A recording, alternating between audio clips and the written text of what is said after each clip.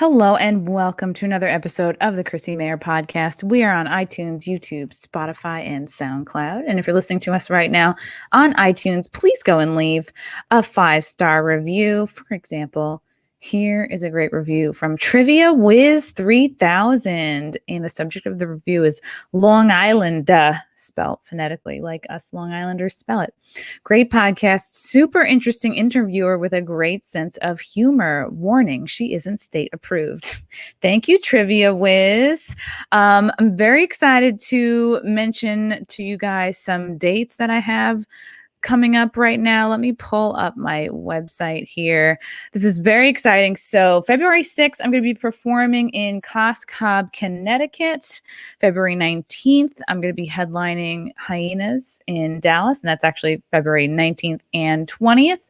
February 26th, I'm going to be doing the Comedians of the Compound show at SoulJoel's Comedy Club in Royersford, Pennsylvania. And then on February 28th, I'll be headlining the Stress Factory in New Brunswick. That's a 7:00 show. Again, for all of your tickets, please go to my website, ChrissieMayer.com.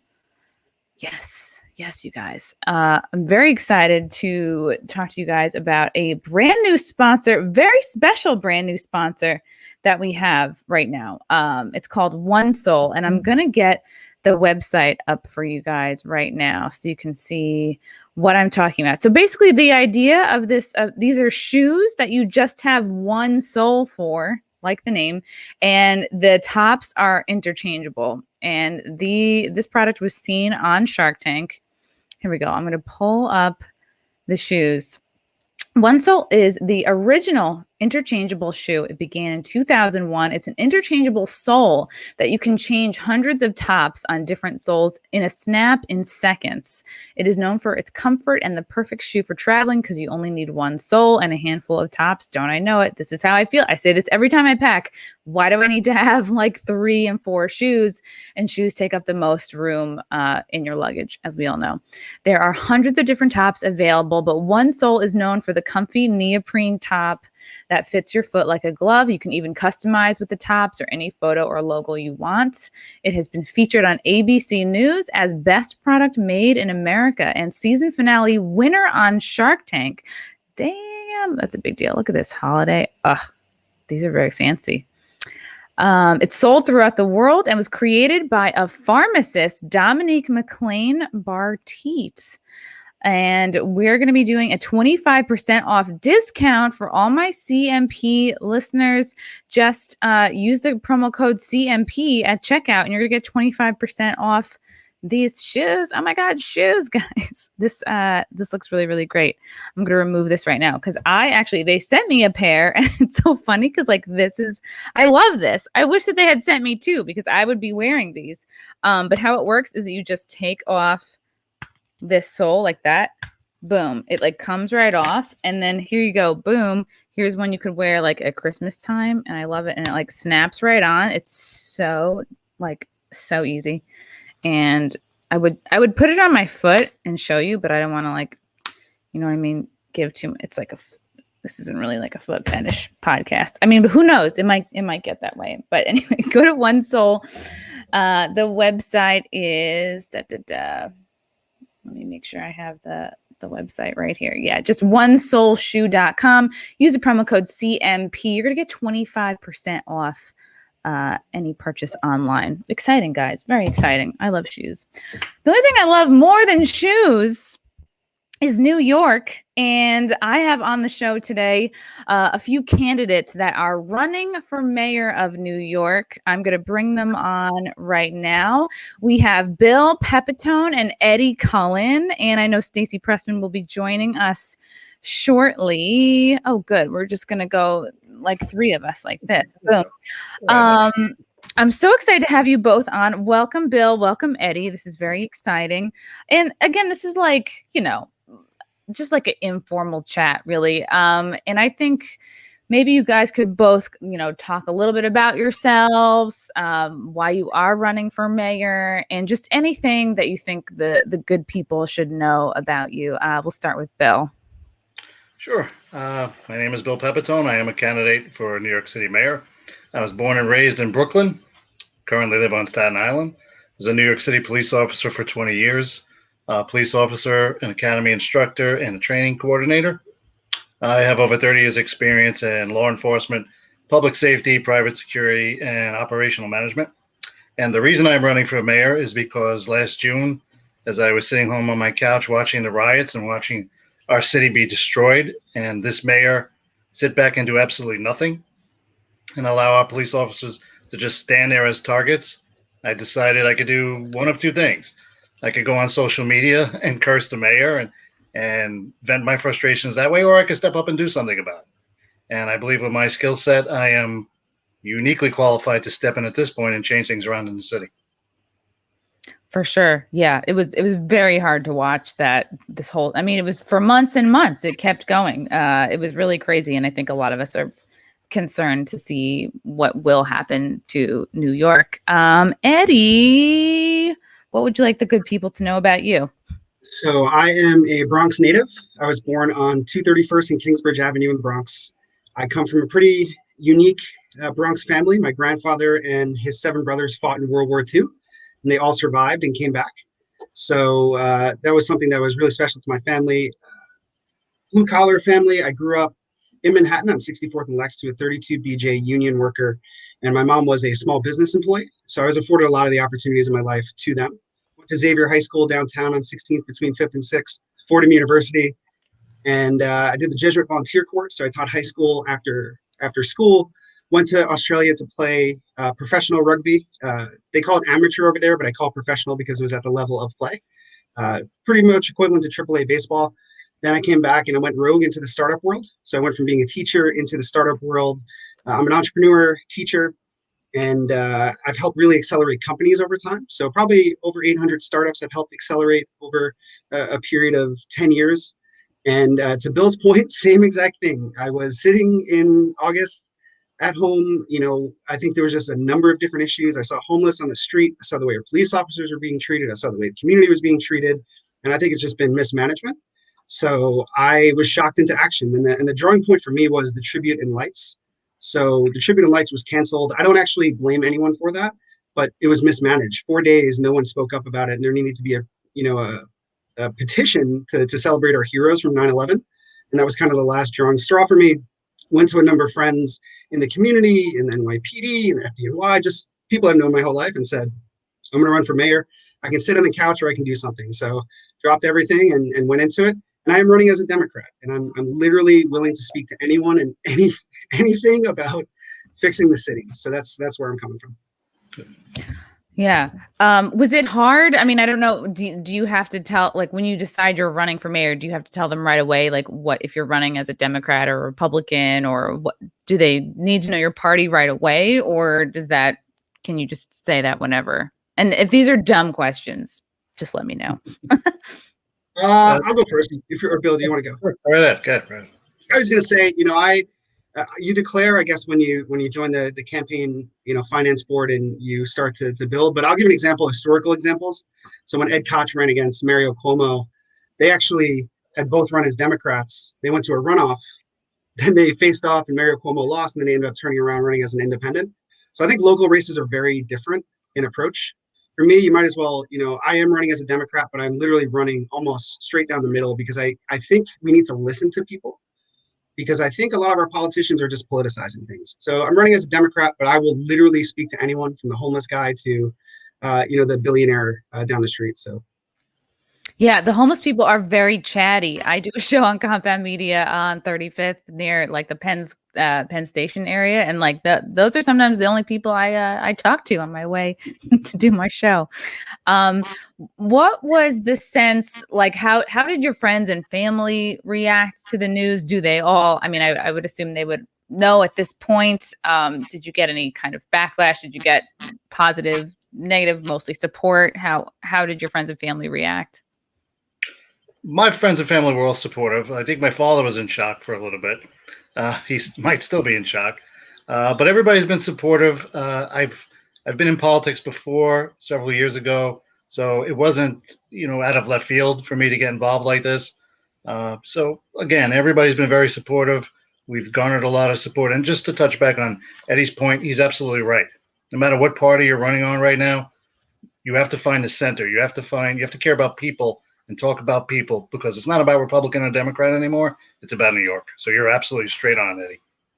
Yeah, and my friends too were pretty supportive. It came out of the left field. I had my moments when I announced and said, "Man, should I really be doing this?" But over 2 or 3 months, you build confidence, and just like anything else, my friends and family have just been fantastic, right? They've come out and been supportive, and that, it's also for me. I want to show that I'm capable. I didn't want to come out and just say, "All right, here I'm going to save the city." No, that's not the point. The point is, I'm here to help, right? Anything I can do to help any of the candidates, any of the people. And I have a different skill set, entrepreneurship and teaching. And Bill, you have a great skill set, right? I have a ton of respect for you as a police officer. I think that is important that we have respect for our police officers. But I think it's just about conversations at this point. Just sit down and listen.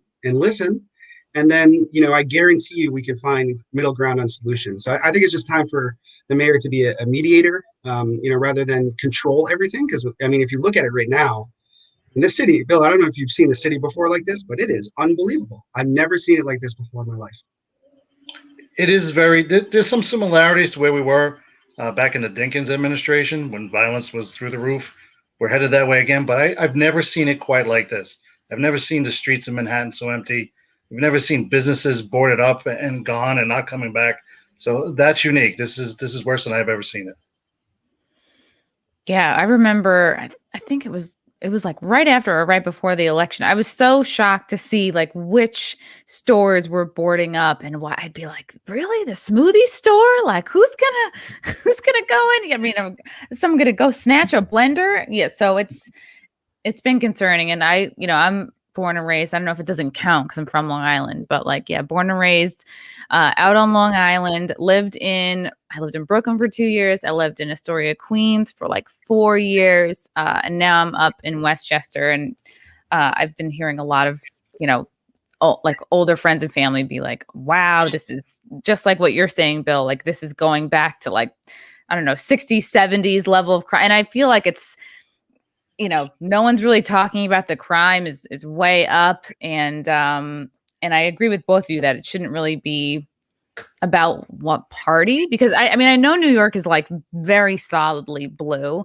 But I just, from what it feels like is going on with most of the country, is that it really feels like there's people who voted for Trump and there's people who didn't. And it feels like there's such a war going on between the two groups. And, that just, I mean, I'm glad I'm not running for office, because I don't know what I would do. And the other group thinks that they're right, and like they think the other people are nuts. It's like, you're in a cult. No, you're in a cult. You're brainwashed. No, you're brainwashed. So it's hard to know like where would I even begin? And I think it's good that both of you are like either totally new or relatively new to politics, because to me, and for someone who doesn't know very much, like I would rather see either of you than the same old tired, Cuomo face, or like anybody who's been in politics for a long, because I'm just like, what are you going to do? You've been here forever.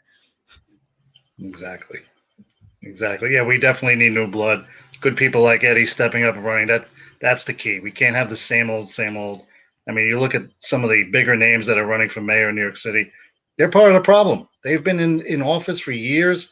They sat back last summer while this city was burned and looted and did nothing and said nothing. So it's time for good people like Eddie, like myself, and other candidates to step up and put an end to that. Why don't you guys just run together? No. I'm thinking about it.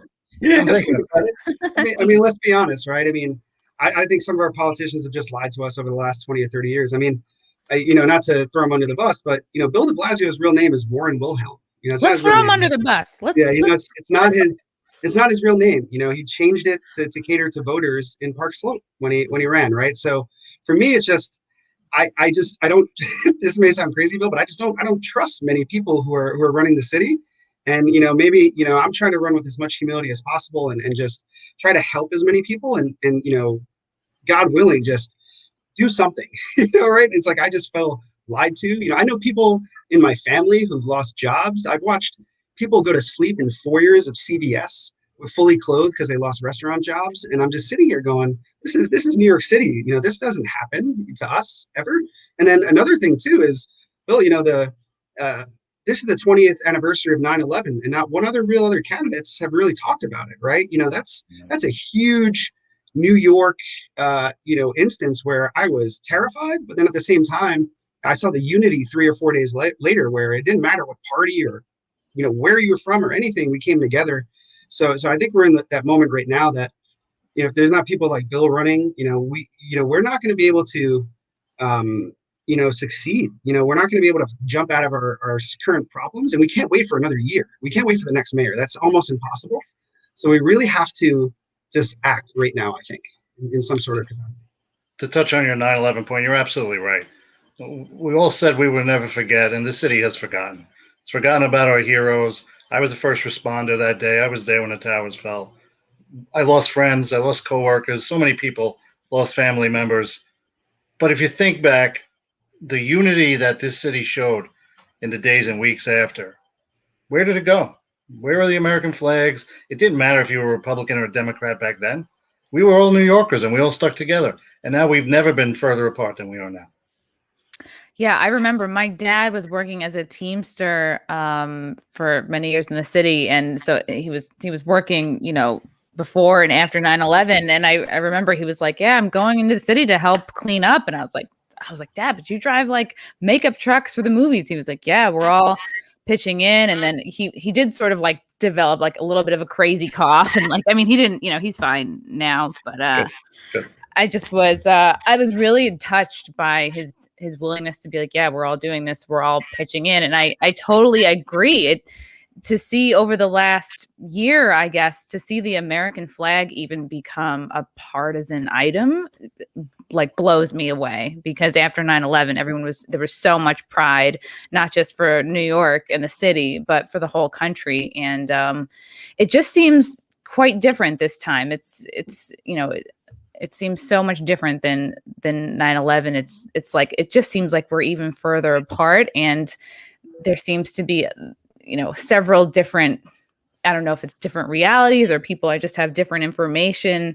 So it's just like, how do you begin to unite the country? But that's the thing, is like, that's how you do it, is you start small. You start with your state. And that's all we can do, is just like get better people into office. And I remember, like, I had friends working in the restaurant industry, making like more like multiple times over than I was making, and I would just be like, oh damn, like I should become a server, I should become a bartender. It was cool, it was fun, and now to see like almost all of these jobs gone, and it's like it's really devastating. And just like you guys were saying before, it's like New York is in such a state, like the spark feels like it's gone, like it feels like the soul has been sucked out of it. And I know in terms for myself, like because I'm a comedian, a lot of people are like, when is the comedy coming back? And for me, I'm like, okay, I'm not going to start to believe that New York is coming back until I see Broadway coming back, because to me that means there's a certain amount of disposable income in the city. The entertainers are starting to really come back. Do you guys either have something in mind in your head? We're like, okay, this will be a definitive sign of New York's recovery. For me, it would be Broadway. When the lights go back up on Broadway, we know New York is back. We know New York's heart is beating again. We'll have our tourists back. And it'll just show that there's life again in the city. The city is dead right now. I was on Broadway a couple of days ago, and you could look left and right, up and down the streets and the avenues. There's nobody there. I can't ever remember New York City being like that. Put the lights back up on Broadway, bring the shows back, put people back to work, in New York City will start breathing again. Yeah, I think restaurant industry for me, just to go off, the Broadway point, I think we should open our restaurants. I think our leadership has just been inefficient in how they've handled the entire situation from a mismanagement standpoint. I'm a tech entrepreneur, so, I kind of look towards technology. And I always say that is, why are we outfitting some of our restaurants with, the right technology so we can get real-time data? I think the decisions are just inefficient based on mismanagement. And when we open our restaurant industry, and if you can go to a restaurant, then go to Broadway. I think that is when New York City is back. I have friends who they have no idea what to do because they're afraid to tiptoe around of getting fined. There's no guidance on things. There's no real leadership there. So, this is a story a couple of days ago, and there was a woman on the train who lost a restaurant job, and she had a baby, and she was selling masks. And she said, I lost my job as a restaurant industry, and she was selling masks to make money. And she kept saying, "It's up to us, New York. It's up to us." I don't think we can wait for Superman at this point. I think it's got to be, let's see Broadway open. We need the restaurant industry open. And I think once we start seeing that, we'll start to, to see a little bit of a recovery. Yeah. Or even like Batman. I mean, I was always partial to Superman, but like I would take a Batman. Batman right now would be good. We could use Batman. Yeah, it's really crazy. And I remember a few months back, I was talking to a couple of New York City Comedy Club owners. So like Noam Dworman, who owns the Cellar, which is like probably the most popular comedy club in the city, if not the whole country, just getting constant, A-list talent. And the other one was John Boriyama from Stand Up New York. And I remember Noam was talking about like, yeah, I've done all the things I'm supposed to do. I feel like I've jumped through all the hoops as far as a restaurant to, I feel like I've done everything that I can do to get my restaurant up and going again. It was a long time ago. It was probably like 6-7 months ago. He's like, yeah, I have this money from the government, but like for whatever reason, I can't use it or spend it because of other roadblocks. So I was really feeling his pain. And I was just like, I can't imagine how the rest of the city feels. Like just there's nothing they can do. And I don't know. I'm sure places are doing everything they can not to close. But at this point, it's like, come on. It's like, it's been a year. I'm thinking who has, like, I don't have even 2 months of savings. Like, how can these the ones that are still going, I'm amazed. Like what business has this much saved up just for a rainy day or a rainy pandemic, I don't know how they're still doing it at this point. Too many lives have been destroyed. Too many livelihoods are gone. It's like Eddie said, complete mismanagement. No question, politics was involved in this from the very beginning, whether it was their intention to crash the economy for whatever reasons. They destroyed lives. They destroyed livelihoods, and we have to pick up the pieces. And the only way we do it is we do it together and we fight back. But it starts with electing the right leaders and not electing politicians, electing leaders. Elections have consequences, and we're finding that out right now. Yeah, yes, we definitely are. So I'm thinking like, would step one to be like, okay, give the businesses that are already like clinging on life support, give them a break, and then, somehow try to entice new businesses to come in. And I'm thinking like, probably a lot of people have moved out of the city, I'm like, but then I hear a couple people are moving in and I'm like, they must be dropping the rents like super, super low. Like they should be giving away apartments at this point. Cause I feel like just like, what can you do to get people?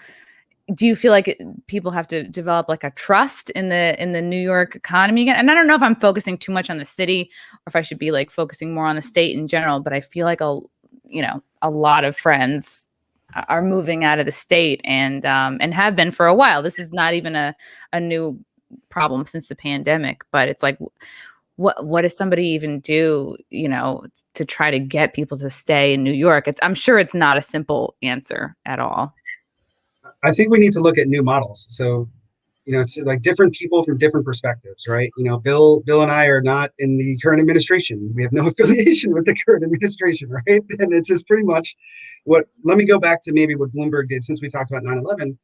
Bloomberg and I believe it was Dan Doctoroff was his deputy mayor. Don't quote me on that because I'm not sure. But they came up with a model where everyone left downtown. They were living downtown and everyone left because there was an exodus of 9/11. And they said, well, how about we just pay for 50% of the rent for the next 6 months so then we can prevent 10 years of crazy economic downturn. So just to that point is you need people like Bill, myself, entrepreneurs, financiers, investors, restaurant goers, and just sit down and have a conversation. We'll have to look at some unique models, I think, but it's doable. We have the smartest people on the planet, I think, in the city, and we can just sit down and figure it out.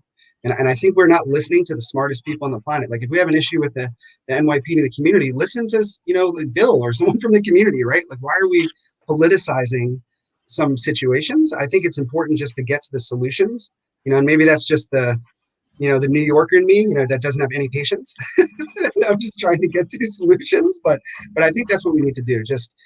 These are unique problems that I don't think have ever existed before, in our past. You can go back to the 70s, of course, and look at the fiscal crisis, but I just think there's unique challenges that we need unique out of the box perspectives from people that haven't been in necessarily this administration over the last 8 years, or even, the last 30 years, right? It doesn't matter. It's just so different that you need someone who's going to manage the government, I think, but also just be willing to collaborate with everybody in some sort of fashion.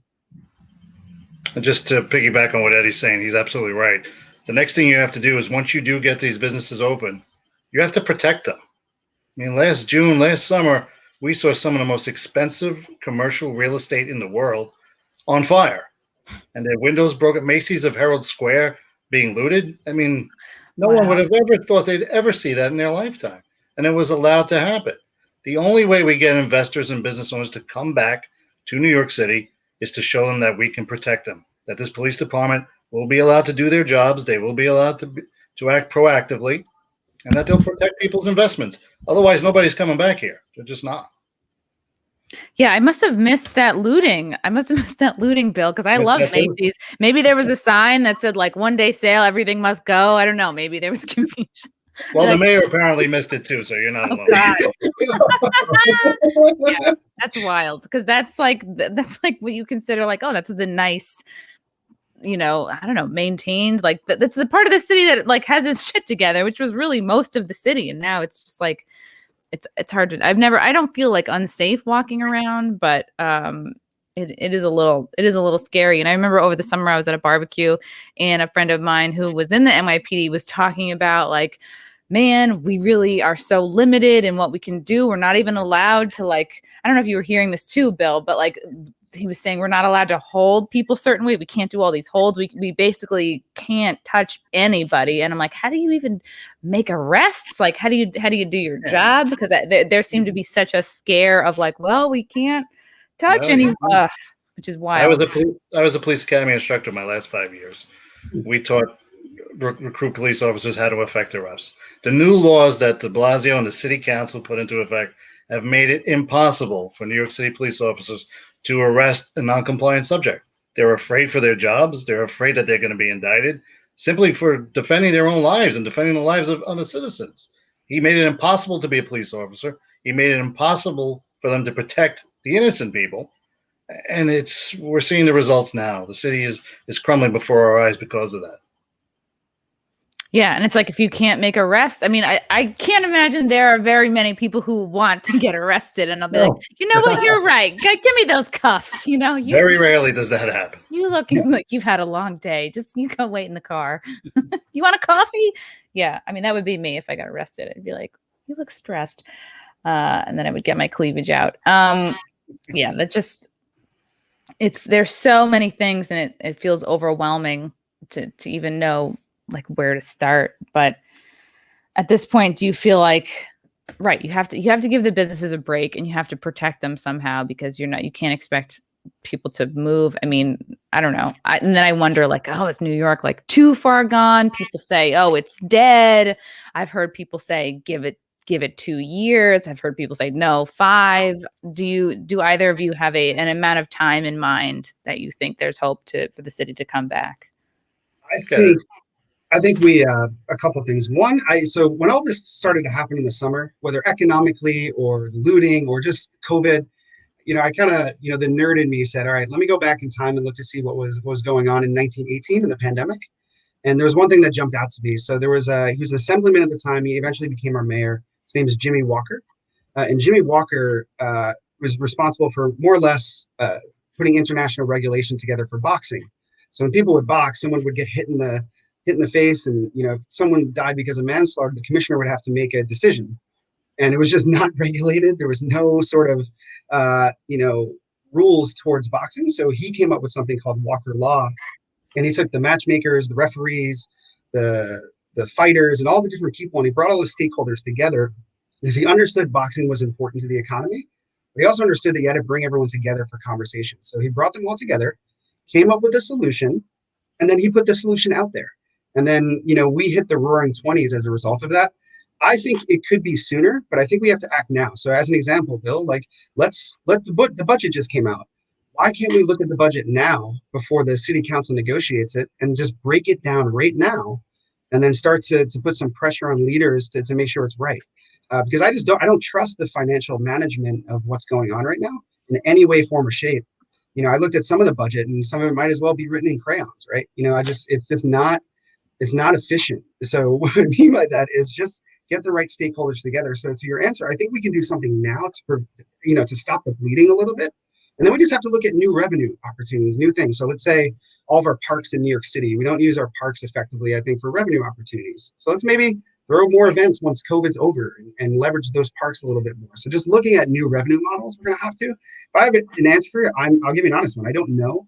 I can't sit here and, I had this question the other night. I said, I'm not going to sit here and do an economic forecast the last 5 years. What I will say, though, from the 70s, when that whole fiscal crisis happened, we had 800,000 people leave New York City, and it took 25 years to get those people back. So in order to do something, we have to do it now. And that's why I'm with Bill on, we need non-politicians. People have not been a part of this administration. And I don't care if you're a Republican, right? Like we need to sit down and just solve it right now. In whatever form, shape, or way. And if you look back to everything that happened in the summer, who made the impulsive decision to just do all the different financing and funding and then make a decision right away? I look at Walker Law and say it took them 6 or 7 months to do that, and there was no transparency. So we don't really even know what decisions are being made behind closed doors from the administration right now. So to finish is just, let's just do something now, and let's look at the budget now and act and put some sort of proposals together. And that has to be everyone. That has to be, both sides, independents, whoever. If you have a solution, please come out and say it. And the best idea needs to win right now. We have to have humility to say, okay, the best idea is going to win, and we have to go with it.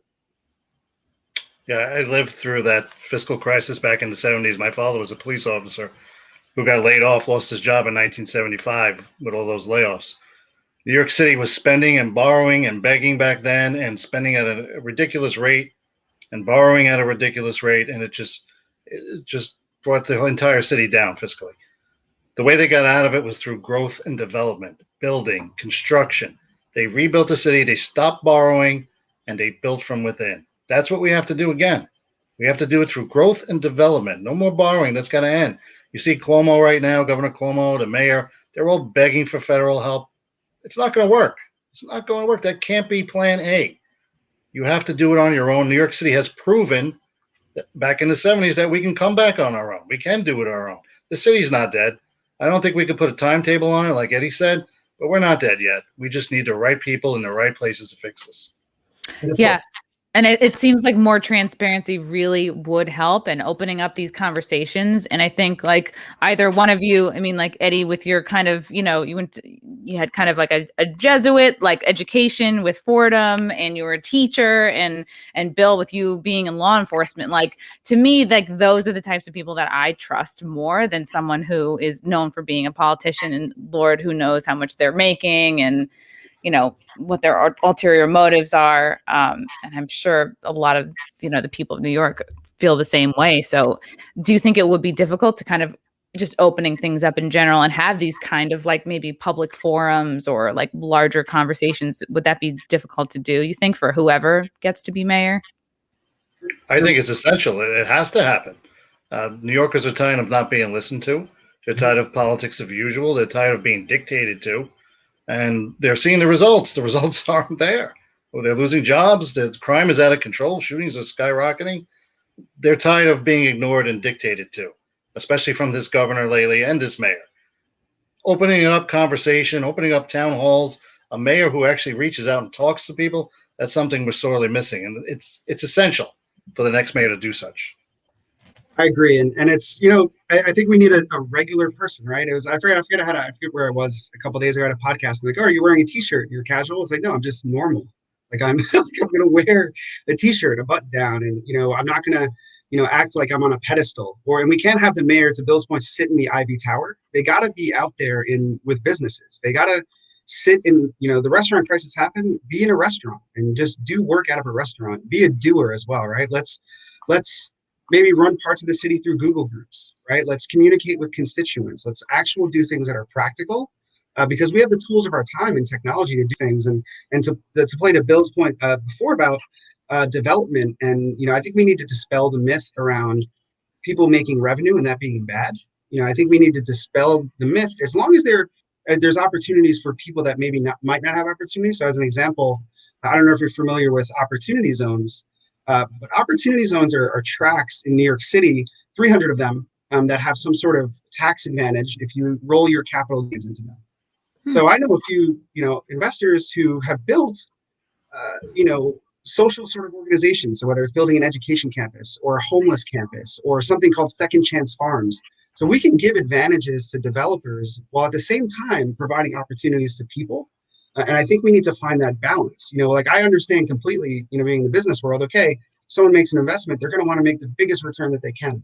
And if we can get that return, but then also educate an intern or educate a student or educate one of the homeless, that's even an added benefit. So we just have to look at models like that, and whether, some of them might work, some of them might not. But that's what I'm saying is best idea wins, that it just has to be that way. And we're just at that time. And I agree. New York is not dead. And whoever thinks New York is dead is not from New York. It is going to thrive, I think. But we have to have the humility to do that. And it's interesting to what you're saying too, as well as I went into probably 5 or 6 different communities over the last week, as an example. They're all saying the same thing, but they're also saying, wow, you're actually coming to speak with me. Like you're running for mayor. It's like, wow, it's a shame that I have to run for mayor, to put these ideas out there and do this work. It's almost like our politicians have distanced themselves from our people because of titles. And I hate to break it to everybody, but we're all human here. So we're all people, and at the end of the day, titles don't matter. What matters is, can we actually make an impact? Can we make revenue? Can we, have jobs? And listen, I might disagree with people. I'm sure I disagree with Bill on something, but that's fine. Like I'll still sit there and have a cheeseburger with him, right? Or like, and just hang out and talk. So I think that's what we need to look at is new revenue models, but be mindful of people's opinions and listen. And that's what we got to get back to. It's just we're not there right now. And it's scary in my eyes. Bill, do you like cheeseburgers? I do like cheeseburgers. If we can throw bacon on it, we got a deal. What do you think is the best cheeseburger in New York? I think it was this one spot. I think they had a location in Long Island City. I think it was called either the Corner Spot or the Corner Restaurant. That probably was the best cheeseburger I've ever had in the city. Wow. For me, there used to be a place in South Brooklyn called the Grand Canyon. I don't know if it's still there. I think it was on like 4th Avenue. When I was a cop, I used to stop there all the time. It had like barbecue sauce in the hamburger. You can't beat that. You can't beat that. That's fantastic. I'm trying to think of some of the local Bronx area places around me. So Yo Burger is kind of a chain, but it's, where I'll go meet some of my family members and go have a burger. Bronx Burger House is down the street. So anything in my local community, like I'm a Bronx kid, I've been around that community for so long. So, I love burgers from up for where I'm from. I'm also it's easier to walk down the block sometimes too, as well. So that's sort of what I'm all about. So I think for me, is just some of the other burgers are enriched in their cheeseburger prosperity. So. Yeah. I totally agree with what you were saying before, Eddie, about like whoever our leaders are, whether it's like mayor or governor, it's like you have to be more in with the people. It's like that's why like on New Year's Eve, when I saw de Blasio like slow dancing with his wife in Times Square, I was like, what are you doing? Like, do you know how this is coming off? Like how this looks? It's like, I was like, they're in their own little world. Like they are separate from everybody else. They're telling everyone to stay home, not have a good time, never go out. It's like, I had friends. I don't know if you guys had like friends that had like the little Cuomo, like half head, like window cling that everybody was sticking on their windows during the holidays. I mean, it's funny, but it's like also sad. And just the visual of de Blasio and his wife on New Year's Eve slow dancing. I was like, oh my God, he's so out of touch. De Blasio is a political Frankenstein. That's what he is, right? Like he is literally he's not even from New York. He grew up in Cambridge, Mass. He's not even from here. He came down here, was born, his name's Warren Wilhelm. It's not even his real name. He's catered to voters to change his name to get to voters. And I think what has happened with this COVID response is it's exposing leaders who are inept in what they're doing, right? Whether it's governors or senators or mayors or, whoever, it exposes some of those leadership capabilities. If this happened, what I would really wanted? A manager, a 30-year officer with management ability sounds pretty appealing during a COVID crisis, right? Or an entrepreneur, and there's other people in the race who are not politicians, right? Like look at someone like Ray McGuire. He's a businessman. He's not a politician. I might not agree with him, but at least he's like has some practical experience, right? So it's for me, it's just people that and I'm looking at just the entire field. For me, it's the people that just want to collaborate and actually want to talk and build and create and do and be honest and listen and talk to people. Not the guy who's dancing in Times Square, while the city is crumbling behind him. It's almost like I felt like I didn't get a chance to watch that. I didn't watch it. And what is that? It's like the scene out of Escape from New York with Kurt Russell. Like he's like the boss at the end of a movie that is waiting for everybody. And that's like his last moment, and we have him for another year. People don't realize that. We have him for another year. So we cannot wait and keep kicking the can down the road.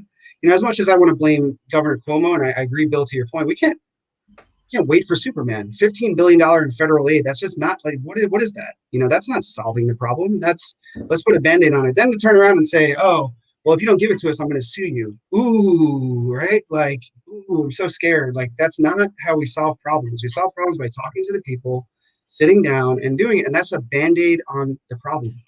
They're complex, they're complicated. I'm not going to say we can do it tomorrow, but it's dancing in the middle of Times Square with people literally sleeping on the streets and homeless and don't have jobs. And it's so tone deaf and appalling that, it's one of the reasons why I jumped in the race. And I'm sure it's one of the reasons why you jumped in too, Bill, right? Without question. Tone deaf is the right word. Both the governor and mayor have been tone deaf through all of this. Their crisis management has been abysmal, even though the governor wrote a book about how great his crisis management was through the pandemic. I mean, that is just the height of arrogance. People are dying. People are losing their homes, their jobs, and he's writing about what a great job he's doing and getting an Emmy Award for it. Tone deaf is right. They're not in touch with the regular people of New York City. They're not in touch with the working class. They don't care. And if we keep electing these politicians that don't care, if we keep electing names instead of leaders, we're going to have more of them dancing in Times Square next year. I don't know if either of you have seen Cuomo's new book, but if you flip to like the table of, it says there's supposed to be a chapter on nursing homes, but it's just got a strike through it. No, wouldn't that be great? They're like, well, the editors, it was off. We couldn't take it out. Yeah. Whoops, we had to take that part out. That wasn't as funny as I thought it would be. I want to know what each of you really love about New York, because I think it's going to be whoever's in charge. I really do think it will be love that pulls us through it of this really difficult roll up your sleeves and work hard kind of a time. So I think I'm curious to hear what each of you love about New York and what do you want to help to grow if you were to win. What I miss most and what I loved most about New York City was when I was growing up. My brother and I would play baseball, football, hockey, whatever it may be, from sunup to sundown. Families knew each other. Neighbors knew each other. We watched out for each other. Everybody knew each other's children. That's gone. You don't see that anymore. People don't look out for each other. That bond between neighborhoods and communities is gone. That's what I loved about New York. As I got older, and I actually lived in Manhattan for a short period of time, what I loved about New York is the ability to walk out of your apartment at 3 a.m. and everything's open. And people are in the streets and stores are open, any restaurant, any food you want. New York was truly the city that never slept. It's sleeping right now. It's not dead, it's sleeping. But that's what I miss. I miss that life to it, that vibrancy, either when I was a kid or when I was an adult. It was palpable. That's what I love about New York, and that's the New York I want to go back to. I miss the flow. I feel like if you disrupt the flow in New York, you're going to be in trouble, right? If you make eye contact on the train with someone, it's an overt sign of aggression. It's like, I think the flow, right? Like it just flows all the time, whether you're in the Bronx or Staten Island or Manhattan. If you're getting on the train and you do 3 MetroCard swipes, people are getting mad, right? And it's just, you go to a pizza shop and you're waiting online, people get upset. But if you break the silence, I know New Yorkers my whole life. They will talk to you. They will answer your questions. So I like that mentality of working hard and playing hard, and just being there for people. But the flow, it's all about flow in New York City, and we're impatient. I'm not going to lie, right? I go somewhere else outside of New York, and it takes more than 10 minutes to make a sandwich. I'm losing my mind, right? And it's not for everybody. New York's not for everybody, but I think we're welcoming to everybody. I mean, you look at the Bronx.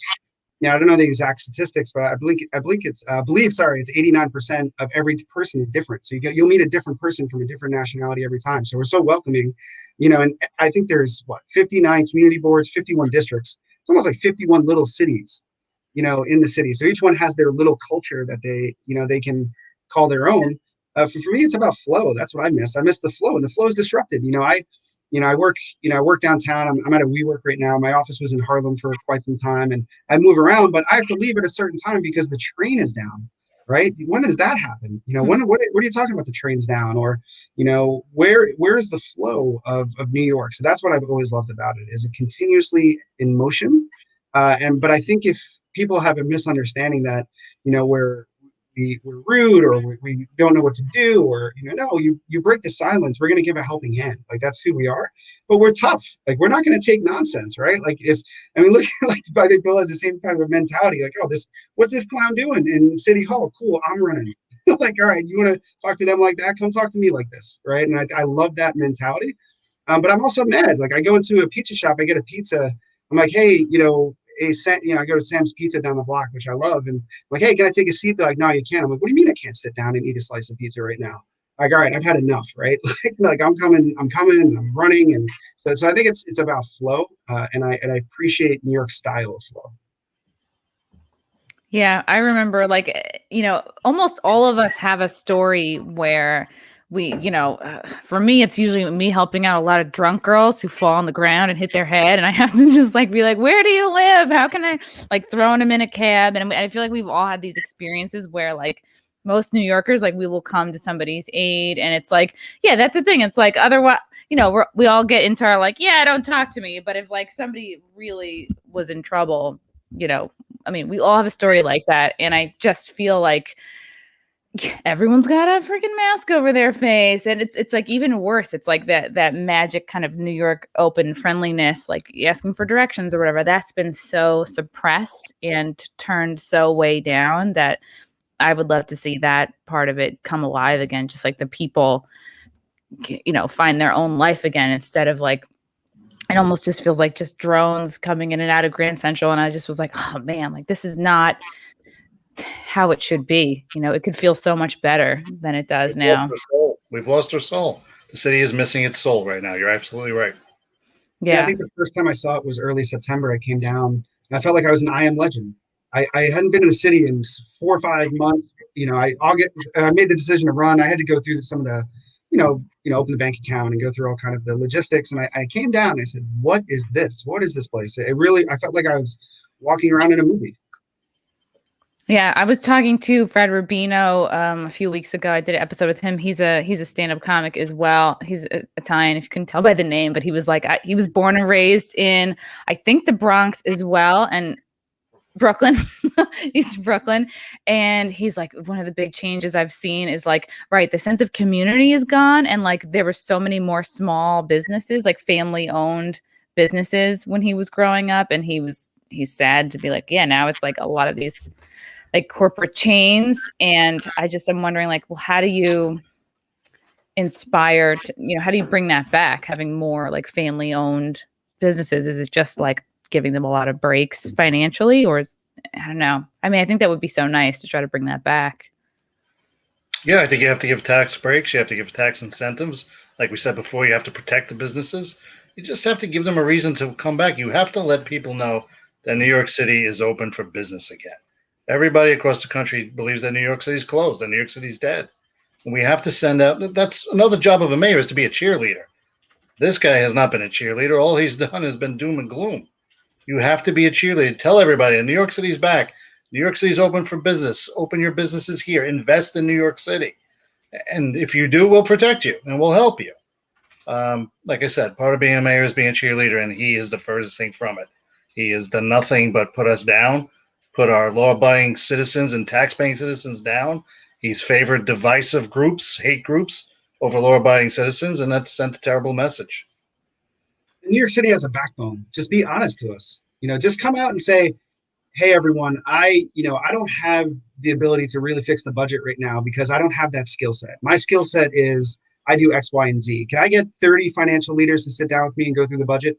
And let's go through it and help me. All you got to do is say that, and you're back. All right, at least you're coming out and telling us we'll come help you. We'll have entrepreneurs, but to sit there in the Ivy Tower and just not do anything or do something wrong. We're talking people's lives here. It's not a joke, right? There's people, Bill said it before, people are dying. There are people homeless. People have lost jobs. It's just being out of touch with reality. One of the things, I forget what movie this was from. I think it was a Robin Williams movie, but looking at the Sistine Chapel in a book is a lot different than seeing it in person. And I don't think anyone can see what's going on in person or on the ground. I would challenge Bill de Blasio to go live in a homeless shelter for a week. Go sit in there and see what it's like to be in there. Go sit on, go do something so you empathetically understand what is going on. Because I think that's the problem. There's no empathy from their perspective. They're sitting in a tower. Some guy in Albany is telling me what to do. What does that guy have anything to do with what's going on in my community right now? Come down and come sit here, without a shirt and tie, put on, a champion sweatshirt and, warm-ups and come sit, and some talk to people, right? And find out what's really going on. Because if you do, you might have a different perspective, but to sit there and just, point your finger and say, no, don't do that. I don't even know, all I know is how are people going to put food on their table tomorrow night? Food insecurity is a real thing in the South Bronx. People can't get access to food. Think about that. I'm lucky enough that I can get food and, I have access to it.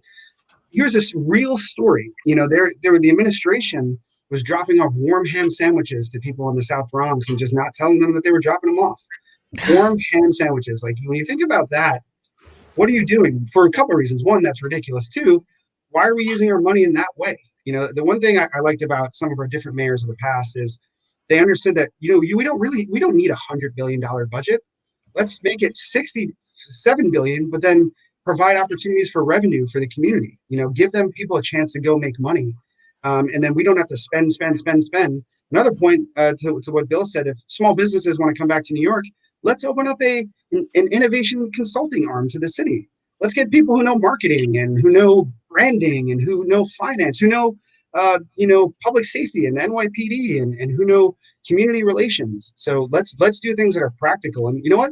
Don't tell me on TV. I don't care that you're on TV. The one thing that would bother me about this whole situation with COVID is just because someone looks good on TV and does a PowerPoint every day at 12 o'clock doesn't mean they're doing a good job. They're not. There's too many keyboard heroes out there right now. And I don't need a keyboard hero. I need to tell me who's going to put food on my table tonight. And that is just the reality of the situation. I don't care that you're giving me a PowerPoint at 12 every day. How are you collecting the data when I walk into a restaurant so I know that process is efficient and that whether that number of 1.4%, is it really 17%? Is it really 0.5%?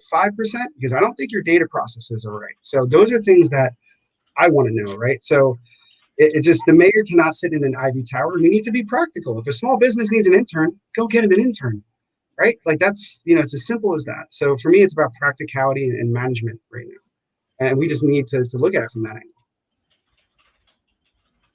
I was laughing, Eddie, when you said de Blasio should come stay at a homeless shelter. I'm like, oh, by homeless shelter, which hotel on the Upper West Side do you mean? Yeah, why didn't you go sit down with real estate investors and figure out a real solution, right? What is going on? Right? Oh, here's a Band-Aid. Let's throw this in here and put millions and billions of dollars in there.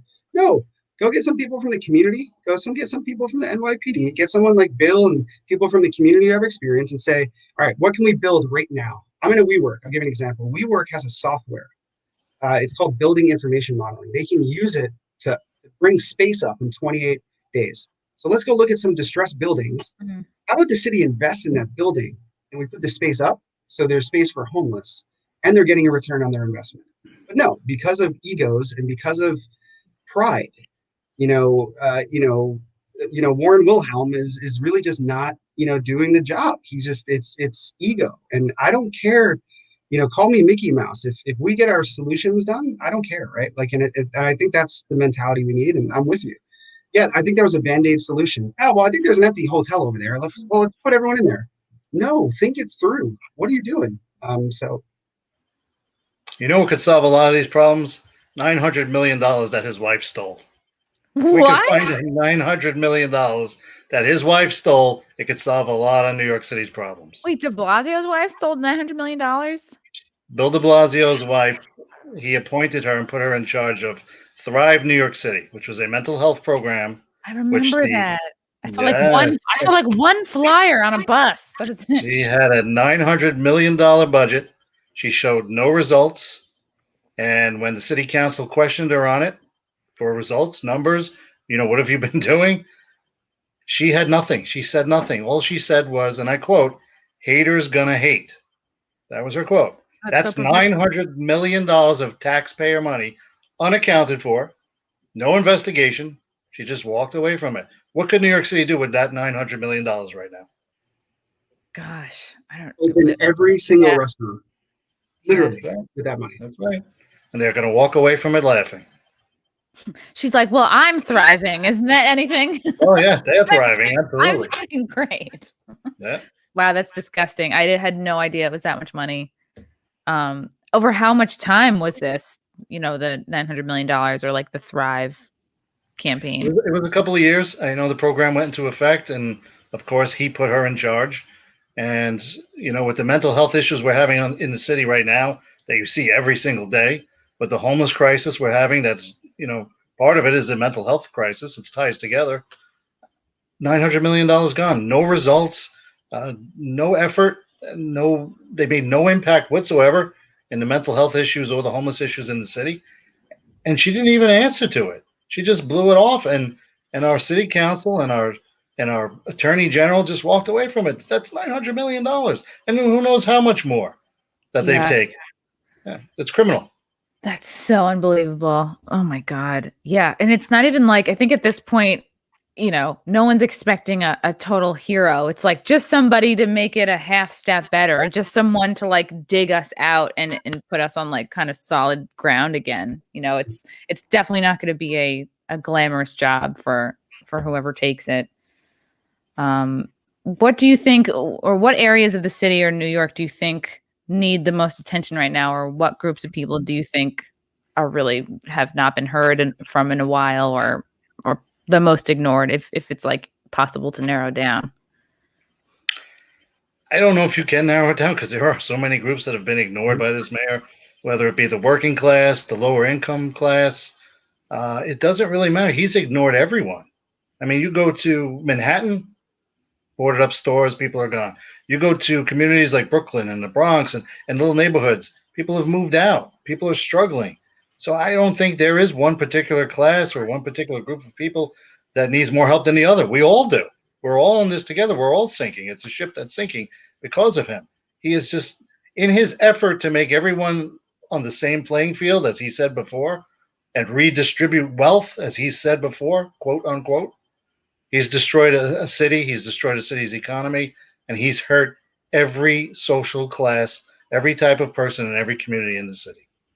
I'd have to agree. I don't think there's one community. So I've gone to, like I said, over the last week, I traveled a little bit. So 5 or 6 different communities, way different, all of them, completely different, all make the same points, whether it's from Queens to Harlem to the South Bronx to where I'm from in Kingsbridge to, Staten Island. It's the same exact points. But then when you hear people speak, you go, wow, wait, there's similarities in everything that everyone's saying.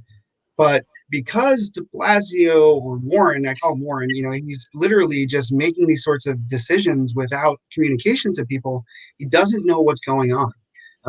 There's every single community has significant problems. These are real problems. These aren't, and that's why, I look at, if someone's coming into this race not willing and prepared to go speak with everybody and go talk to everybody, you're going to have to figure out, and this is the business person in me, it's almost like a customer development sort of methodology where you got to go get as much information and feedback from people right now to understand what's going on. And then once you, I think, understand the pieces of the puzzle, you can put them together. Maybe there's a district that, the eviction moratorium is affecting more so than somewhere else.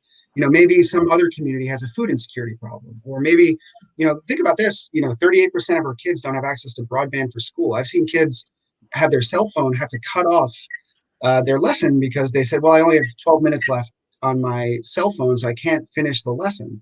So that's real. Why our leadership calling Google and saying, give us a Chromebook, give us a HubSpot, let's partner with Khan Academy and put it out there. So I think we should also look at public-private partnerships as a good way to maybe subsidize some of the costs right now. We should be business friendly. It's New York City. We have to be business friendly. And that's the middle part of me is I think things go hand in hand. If you make things business friendly, public safety is a huge thing. And public safety is huge, but we can still go listen to the community. We can go to the community and say, hey, we have these 5 things we really want to change with the NYPD. We're not sure if it can work, but let's have a conversation. Okay, let's do it. Let's talk it through and have public safety. Let's have an economic push to help businesses survive. Landlords and tenants, I feel bad because they're kind of stuck right now. Where and you look at the whole situation as a mess, and it's going to keep being a mess because people keep kicking the can down the road. Well, you know what? The next mayor will take care of this. The next mayor will take care of this, and that's kind of what's going on. So there's not one single group that you can really say has been most affected. I'm a little biased to the underserved, so I want to help people who don't for instance, there's people in my family who lost jobs because of the restaurant industry, but there's also people who are poor and homeless for the first time in their lives. They're on the streets. I think to this point, I think I have a friend. We really need to look after veterans right now. There's a lot of veterans I've seen, even on the subway going home, who is homeless. And we're looking at all these sects of people. They're all really important. Every single one of them. We have to go listen and get that information and almost piece it back together like a jigsaw puzzle. We have to do it now. If we don't do it now, we can't wait. The next mayor is January 1st. That is 12 months from now.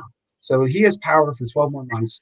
He's not capable of figuring out certain things, and that's just proven. And it's just the reality of the situation.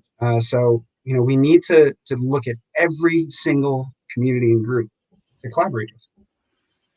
Yeah, it's so true. And it's not like you can say, in a perfect world, you'd be like, oh, let's make New York City really safe again. And then businesses and people will move back. But it's like, we just don't have that much time. It seems like it'll just be like, we have to work on each of these parts at the same time and regrow everything again, which definitely sounds really difficult and like a big arduous task. But do you guys think, everyone, when I think about the great mayors of New York City, I feel like Bloomberg made a really big impression.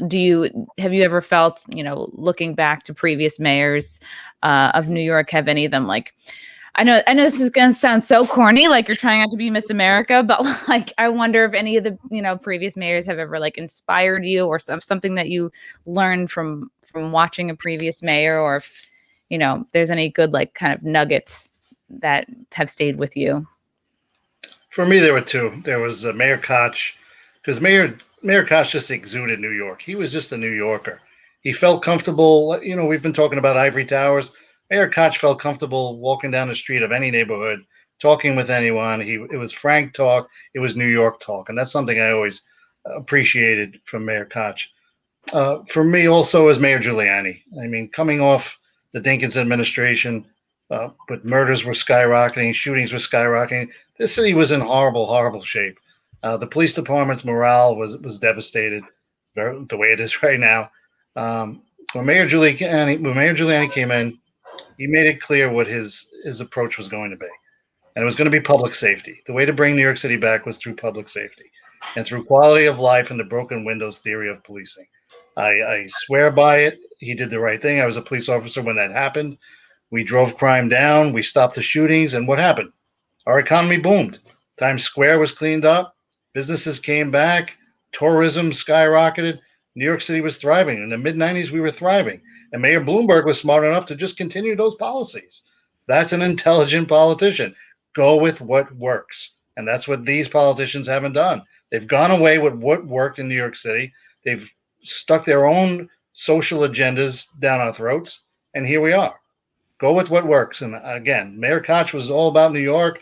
Mayor Giuliani knew what it was going to take to revitalize the city's economy through public safety. And Mayor Bloomberg, being the smart businessman he is, ran New York City like a business. He went with what worked. Those were my favorite mayors of my time. Since Bill, you took care of some of the present era, being running, and for me, I just went back and started reading. So a lot of stuff I'll share now, I've only really read about over the last 3 or 4 months. But I would be the third youngest mayor. If one, I'm 33, I would be 35, pretty much at the time of.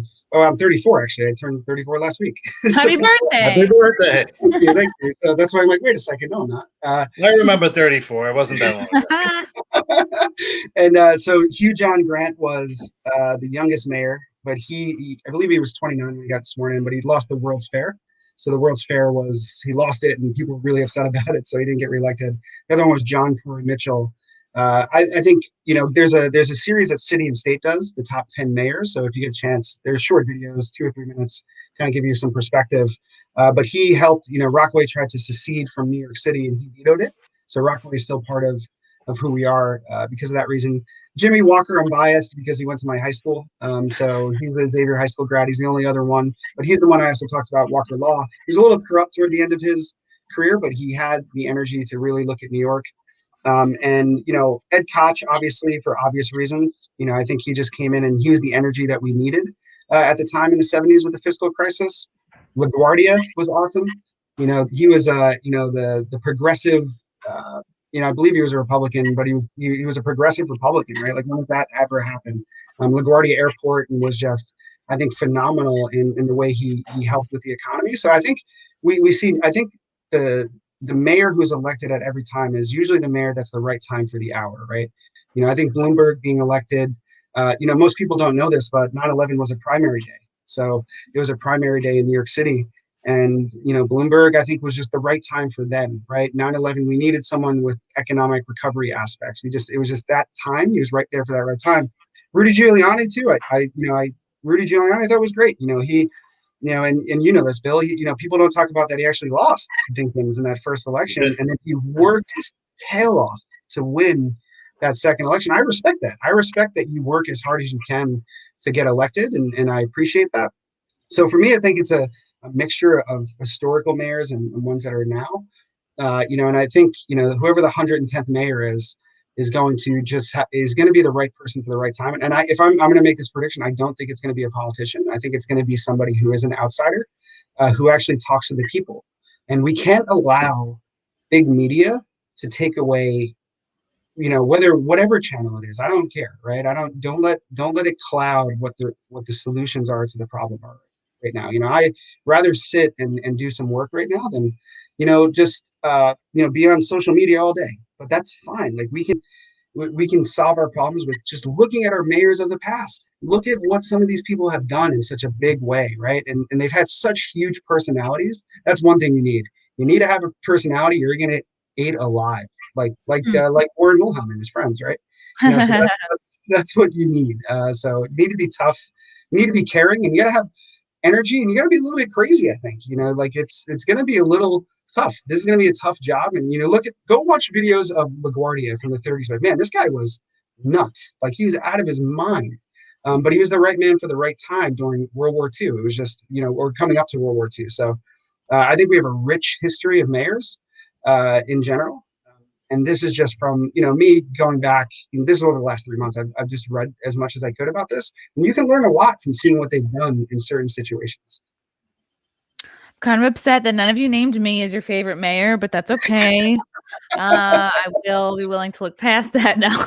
Definitely all very good mayors. Eddie, would you be the first redheaded mayor? Would that be correct?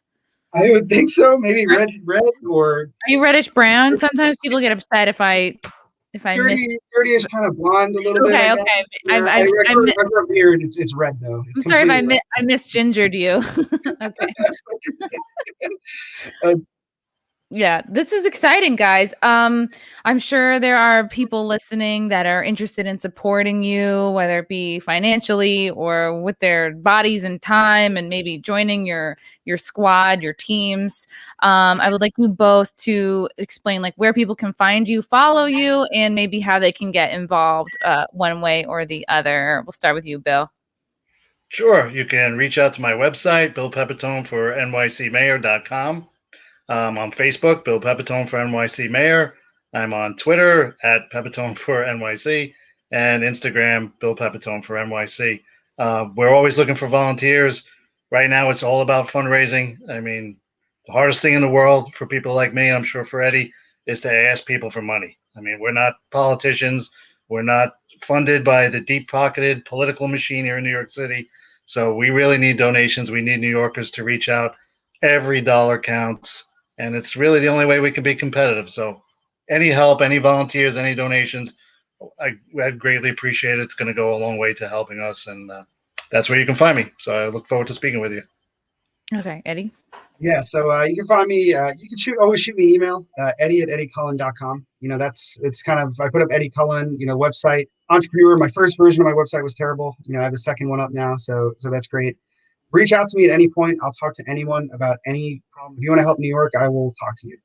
So you can find me there. Another thing that I'm doing is I'm putting 50 public-private partnership committees. So if anyone has an interest in joining one of those committees, you can link up with me and we'll talk about it. Two other things that we're doing as part of my platform. It's 20th year anniversary of 9/11. So we're going to celebrate and have a tribute to heroes. If you can watch the movie Man in the Red Bandana, it's about Wells Remy Crowther, who was a 24-year-old equities trader, saved 10 out of 18 lives that day. He's a hero. The 20th anniversary remastering is coming out. So we're going to be doing a lot of that throughout the year. And then second, we're gonna have something called what I'm calling NYC Solve, where we are going to, in about a month and a half, putting it together now, I got to get through it, is we're going to go solve some of our challenges now. We're going to go get some paint cans. We're going to go paint the graffiti. We're going to go clean up some of the streets. We're going to do stuff now. We just have to. We don't have a choice. So those are the three things I'll be working on over the next 6 months. And feel free to reach out to me at eddiecullen.com, Eddie@eddiecullen.com. I've also have a different approach to fundraising. I'm asking every New Yorker for $1 because that will connect everybody within New York City. And if you can get to either 300,000 people or you can get to 1 million people, that would potentially win you the election. So if you can give me $1, then I won't ask for anything else. And then some of the other fundraisers we're going to come out with. I'm working through this, so I don't want to quote this, but I'm trying to figure out a way to use the matching funds to maybe help some small businesses right now, whether that's to donate to nonprofits or not. I'm glad that we have the 8 to Fund fundraising match, but I don't necessarily believe in it. I don't think we should be using city funds for candidates. I'm grateful because it helps me and it probably helps you, Bill. But if we can use some of that capital to help, whether it's nonprofits or small businesses, and I'm still working through some of the rules. And the Campaign Finance Board has actually been great. They talk to me all the time, and they've been fantastic. They're communicative, they're wonderful, and those are some of the things that I'll be doing. I am on Facebook and LinkedIn all the time. I'm going to talk to anyone and at any time. I'm no different than anybody else. So. All right. Sounds good, guys. And I'll make sure to get all this information from you again, maybe through email, so that I make sure I put it in the comments down below for people to, know where to find both of you. Again, thank you so much, Bill Pepitone and Eddie Cullen, for joining me today. I'll see if I can maybe vote for both of you. We'll see. Thank you so much for joining me, and I wish you both all the best. I'll be watching you both very closely, and maybe we can do another follow-up episode in a few months from now. Would love to. Thank you, Chrissie. Eddie, nice seeing you again. Yeah, nice seeing you. Thank you guys so much. Bye. I appreciate it. Bye.